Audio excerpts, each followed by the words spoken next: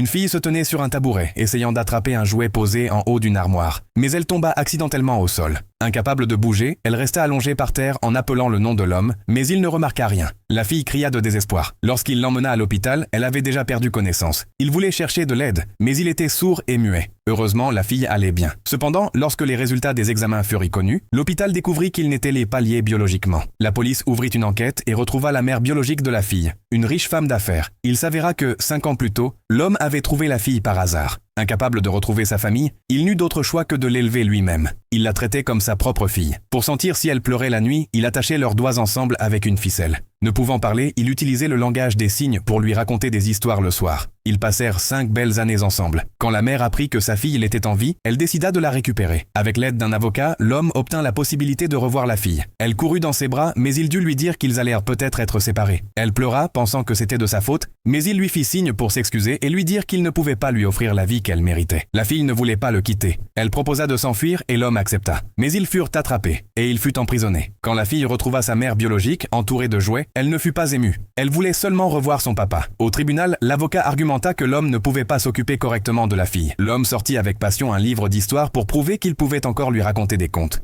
Même si on tenta de l'en empêcher, il se battit pour une dernière chance. L'homme, qui n'avait jamais prononcé un mot, prononça une phrase entière à ce moment-là, en regardant fixement le juge impassible. Il regarda la mère de la fille, les larmes aux yeux, mais elle ne réagit pas. Cette fois, l'homme risquait de perdre sa fille pour toujours. Le jour du départ de la fille, elle s'inquiétait encore pour lui. Elle ne cessait de lui rappeler les choses à faire attention. L'homme tenta de contenir ses émotions. Ne voulant pas paraître trop triste, il lui dit « Si je te manque, ferme simplement les yeux. Alors tu pourras me voir. » La fille sourit et promit. L'homme la consola et l'embrassa sur le front.